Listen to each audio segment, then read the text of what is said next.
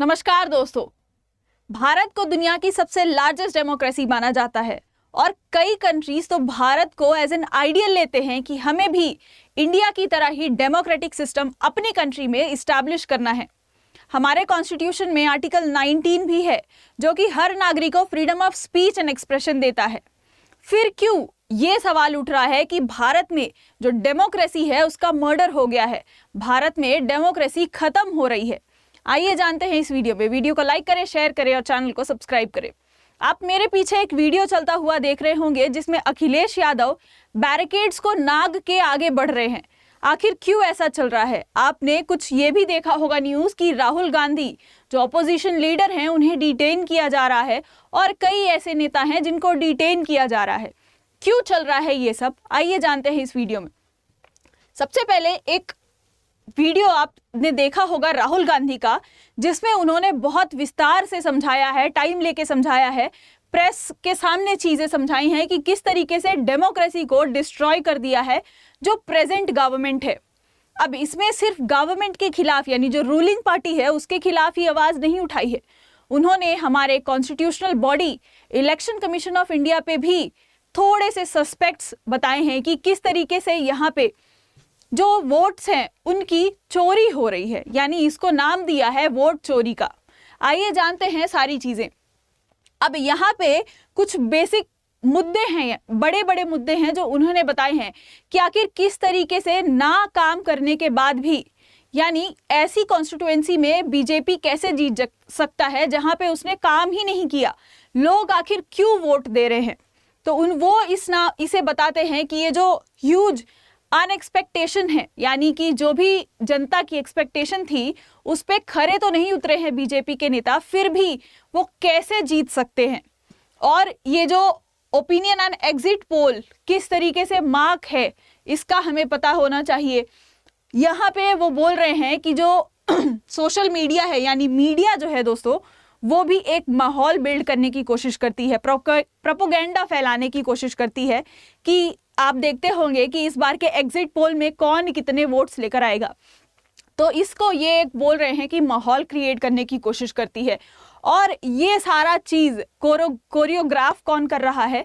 तो election commission of India, यानी जो शेड्यूल होता है इलेक्शंस के, कौन नॉमिनेशन में आएगा, किसका नॉमिनेशन फेल करना है, कौन वोटर रहेगा, कौन वोटर लिस्ट से बाहर हो जाएगा। अभी वोटर लिस्ट पे तो बहुत चर्चा हो रही है, बिहार में भी अब ये चर्चा में आ चुका है। सबसे पहला वो एग्जाम्पल देते हैं महाराष्ट्र का। महाराष्ट्र में वो बोलते हैं कि इतने सारे सस्पेक्ट्स, यानी उनका एक न्यूज़ आर्टिकल भी वायरल हुआ था द हिंदू में जो आया था, उसमें बताया जाता है कि महाराष्ट्र में 5 महीनों तक तो इतने 5 ईयर में इतने ज़्यादा वोटर्स नहीं थे जितने 5 महीने में रजिस्टर हो गए। उसके बाद उनका ये भी कहना है कि 5 बजे के बाद, यानी कि पूरे दिन में या 5 बजे के बाद इतने ज़्यादा वोट्स हुए कि पूरे दिन को आउटवे कर दिया, उतने पूरे दिन में नहीं हुए। तो ये कुछ महाराष्ट्र में ऐसे वोट चोरी दिखाई दे जा रही है। उनका एक और भी मुद्दा है कि इतने सारे अडल्ट्स जो वोटर लिस्ट बनाई गई है जिनकी, उतने तो एडल्ट्स हमारे पूरे भारत में हैं भी नहीं। मतलब जो इलेक्शन कमीशन ऑफ इंडिया ने वोटर लिस्ट बनाई है उसमें कुछ तो गड़बड़ी है, इनका शक वहां पे दौड़ रहा है। आगे अगर बात करें तो ये भी बोलते हैं कि हमने क्वेश्चन किया है किसको, इलेक्शन कमीशन, हर जगह पे 4 लेटर भी लिखे हैं उन्होंने इसके लिए, लेकिन कोई भी सही जवाब नहीं मिला है इन्हें। इसीलिए इन्होंने क्या किया, कुछ दिनों पहले एक प्रेस कॉन्फ्रेंस किया था। ये इंडिया ब्लॉक इनका जो है वो साथ दे रहा है इसमें। आपको याद होगा इन्होंने इंडिया ब्लॉक बनाया था, यानी कि बहुत सारी पार्टीज हैं सब साथ में आई थी, कोalition बनाया था, राइट। वो कांग्रेस के अंडर आते हैं, तो इनका साथ दिया जा रहा है इस मुहिम में जो ये चला रहे हैं वोट चोरी एक्सपोज्ड के नाम से। आगे अगर बात करें तो इलेक्शन कमीशन को बोल रहे हैं कि कितना ज्यादा वोट को इवेड कर दिया है, डिस्ट्रॉय कर दिया है। अब ऐसा क्यों बोला जा रहा है? तो आपको याद होगा कुछ दिनों पहले या कुछ 1 साल पहले दोस्तों, इलेक्शन कमीशन ऑफ इंडिया को ये बता दिया गया था, ये बोला गया था कि जो सीसीटीवी फुटेज होती है वोटिंग की, उन्हें डिस्ट्रॉय कर देना है। क्या हम डेमोक्रेसी में ये अफोर्ड कर सकते हैं? हम एक ऐसी कंट्री हैं जो कि ट्रांसपेरेंसी को सबसे ज़्यादा प्रिफर करते हैं, प्रायोरिटी देते हैं, लेकिन अगर जहां पे वोट देने जा रहे हैं वही सीसीटीवी फुटेज खत्म हो जाएंगी तो ये डेमोक्रेसी कहां से रह गई, ऐसा इनका कहना है। आगे अगर बात करें तो इनका ये भी कहना है कि हमने ये इन्वेस्टिगेशन कब चालू की थी, जब इन्हें पता चला कि इंटरनली कुछ बहुत ज़्यादा बड़ा किया जा रहा है।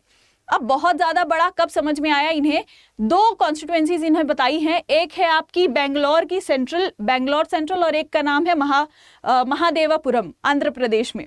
अब ये बताते हैं कि बहुत ज़्यादा मार्जिन से बीजेपी ने इनको इन कॉन्स्टिट्यूएंसीज में हराया है। जैसे बेंगलोर सेंट्रल में देखेंगे तो 32,000 प्लस है और यहाँ पे महादेवपुरम में देखेंगे आप तो 1 लाख प्लस है। यानी इतने नंबर ऑफ वोट्स किसको मिले हैं, बीजेपी को एक्स्ट्रा मिले हैं। यानी इतने ही वोट्स अगर कांग्रेस को मिल जाते तो वो शायद जीत जाते।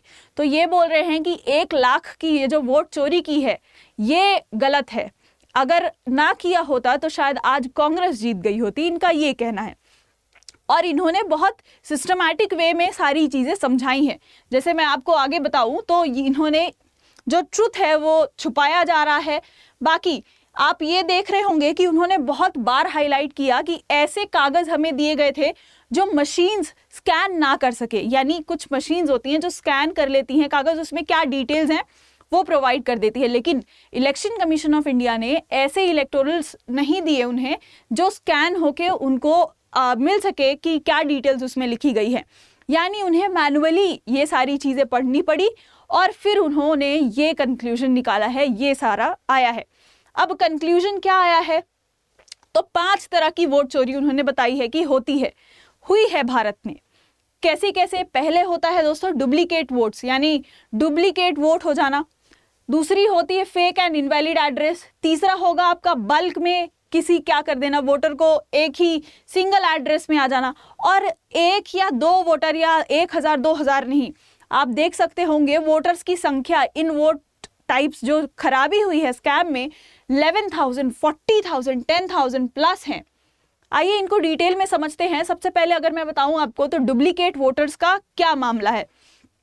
यहाँ पे उन्होंने वोटर आईडी के साथ ये दिखाया है कि किस तरीके से एक XYZ नामक बंदा कितनी बार, मतलब 80 से ज़्यादा बार सेम वोटर ने क्या किया है, वोट किया है।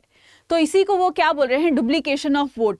एक ही इंसान है जिसने मल्टीपल टाइम्स वोट दिए हैं। आपको पता होगा हमारे देश में एक वोटर एक ही बार वोट दे सकता है एट अ टाइम, पर यहाँ पे कैसे हो रहा है कि इतने सारे वोट्स अपीयर हो रहे हैं एक ही इंसान के। यहाँ पे उन्होंने प्रॉपर एविडेंस देकर बताया है कि ये जो इंसान है, अब मास्क भी लगा रखा है उस इंसान ने, तो पहचानना भी बड़ा मुश्किल है।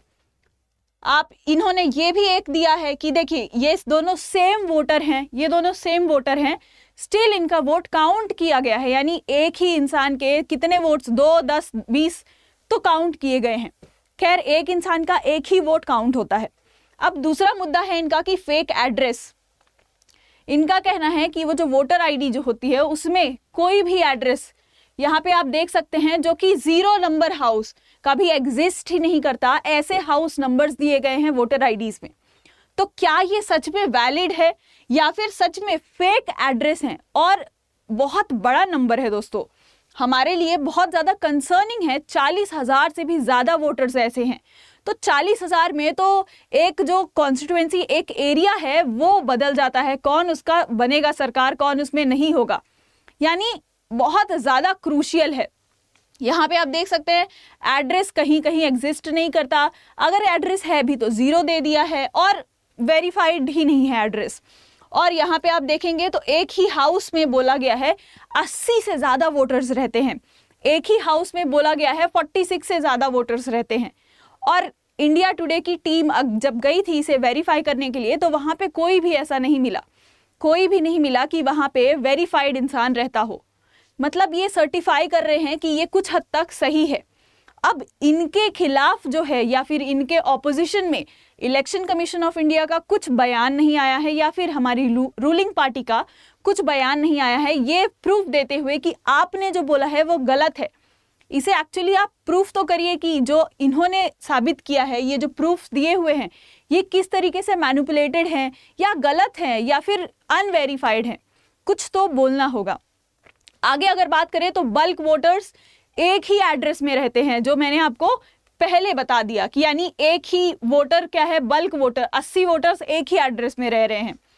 आगे आप देखेंगे तो और कौन कौन सी फेक चीजें हैं, तो इनवैलिड फोटोज हैं। अब वोटर आईडी में आपका फोटो होता है जिसमें आप आइडेंटिफाई हो चाहते हो कि yes you are the one जो वोट देने आया है, लेकिन यहाँ पे आप देखेंगे कि जो वोटर की फोटो है वो इतनी छोटी है कि कभी समझ में ही नहीं आएगा कि आखिर ये किस इंसान की फोटो है। तो ये भी एक तरह का वोटर चोरी ही हो गया, वोट चोरी ही हो गया, क्योंकि ये वोट जो है ये तो जा ही रहा है किसी ना किसी पार्टी को, रजिस्टर्ड तो है ही, लेकिन इसकी फोटो इतनी छोटी है कि कभी हम आइडेंटिफाई कर ही नहीं पाएंगे कि अगर स्कैम भी है तो किस तरीके से और किसने किया है ये स्कैम। और आगे का अगर मैं मुद्दा बताऊं तो miss use of form number 6। अब फॉर्म नंबर 6 आप जब वोटर आईडी के लिए भरते हो तो ऐसा बताया जा रहा है कि कई वोटर्स जो हैं वो अभी आ रहे हैं, ठीक है, ये तो नॉर्मल चीज़ है, लेकिन 60+ जो एज के लोग हैं वो भी अभी रजिस्टर कर रहे हैं वोटिंग के लिए। तो ये किस तरीके से पॉसिबल है, meant for the first time जो भी वोटर्स हैं, तो ये किस तरीके से पॉसिबल है, उनका ये कहना है। और कई बार तो यही जो वोटर्स, ओल्ड एज पीपल जो हैं, ये रिपीट होके आए हैं कि इन्होंने एक कॉन्स्टिट्यूएंसी में वोट दे दिया है, फिर अगली कॉन्स्टिट्यूएंसी में दोबारा वोट दिया है, बस नाम चेंज कर दिया, यानी सरनेम अगर रानी हो गया तो नाम में ही रानी लिख दिया है। कुछ इस तरीके से वोट चोरी को एक्सपोज कर रहे हैं। आगे बताया जा रहा है कि ये जो बेंगलोर सेंट्रल है यहाँ पे जैसे चोरी की गई है, जैसे मैंने आपको बताया, एक महादेवापुरम का एग्जाम्पल लिया है उन्होंने और एक बेंगलोर सेंट्रल का लिया है। राहुल गांधी का कहना है कि हम सारे कॉन्स्टिट्यूएंसीज का तो नहीं काउंट कर सकते हैं मैनुअली, लेकिन 1 या 2 कॉन्स्टिट्यूएंसीज में अगर इतने ज़्यादा वोट चोरी हो रहे हैं तो आप सोच सकते हैं कि पूरे भारत में कितने हो रहे होंगे। यानी जो बड़े बड़े नेता हैं हमारे, वोटर से जीत करके आते हैं, जो पब्लिक उन पे भरोसा दिखाती है, क्या उनके भी वोट इसी तरीके से खरीदे हुए या फेक वोट होते हैं? ये तो डेमोक्रेटिक सिस्टम है हमारा दोस्तों, ऐसा नहीं होना चाहिए। खैर, आप जानते ही हैं कि एक वोट यानी 1 से 10 वोट, कितना भी वोट हो, ये जो है वोट जो होता है पब्लिक का, वो डिसाइड करता है कि कौन उनको 5 साल के लिए रूल करेगा एक तरह से, यानी कौन उनका सेवक बनेगा। अब यहाँ पे सेवक की तो बात बहुत दूर की है, वोट में ही मतलब जो हमारा कोर है, डेमोक्रेटिक सिस्टम जो हमारा है, उसी में सवाल उठ रहा है, उसी को बोला जा रहा है कि खत्म हो रहा है।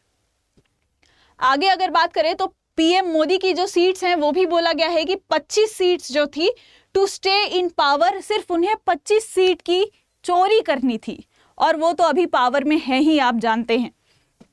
अब ये सारे सवाल जो हैं ये किस पे उठाए जा रहे हैं, तो इलेक्शन कमीशन ऑफ इंडिया पे उठाए जा रहे हैं। और अभी जैसे मैंने आपको एक फुटेज दिखाई थी अखिलेश यादव की, ऐसे ही राहुल गांधी को भी डिटेन कर लिया गया है। क्यों? क्योंकि वो लोग इलेक्शन कमीशन ऑफ इंडिया के हाउस के सामने प्रोटेस्ट कर रहे थे, जवाब मांग रहे थे यही सारी चीज़ों का।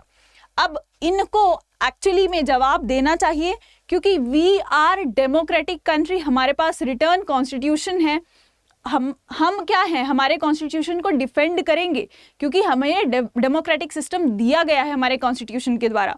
अगर कहीं भी हमें दिखेगा कि इस तरीके के स्कैम्स हो रहे हैं, तो we are the one, citizens are the one to question the government, क्योंकि गवर्नमेंट को क्वेश्चन नहीं करेंगे तो सेवक कौन रहेगा? गवर्नमेंट तो हमारे ही सेवा के लिए आई है, लेकिन अगर इस तरीके के स्कैम एक्सपोज होंगे तो आगे क्या होगा? कुछ गवर्नमेंट में भरोसा नहीं रहेगा पब्लिक का। खैर, आपका क्या मानना है इसमें मुझे कमेंट्स में ज़रूर बताइएगा। क्या सच में आपको लगता है राहुल गांधी सच बोल रहे हैं, या फिर जो रूलिंग पार्टी है उसके तरफ से कुछ बयान आएगा, या फिर वो भी कुछ डॉक्यूमेंट्स लेकर आएंगी कि ये चीज़ें सही हैं? अभी तक नहीं आया है। आगे आने वाले समय में अगर कुछ भी इसके आगे डेवलपमेंट्स होती हैं तो मैं आपके लिए लाती रहूँगी। तब तक के लिए अगर आपको वीडियो इन्फॉर्मेटिव लगा हो तो वीडियो को लाइक करें, शेयर करें और चैनल को सब्सक्राइब करें। जय हिंद, जय भारत।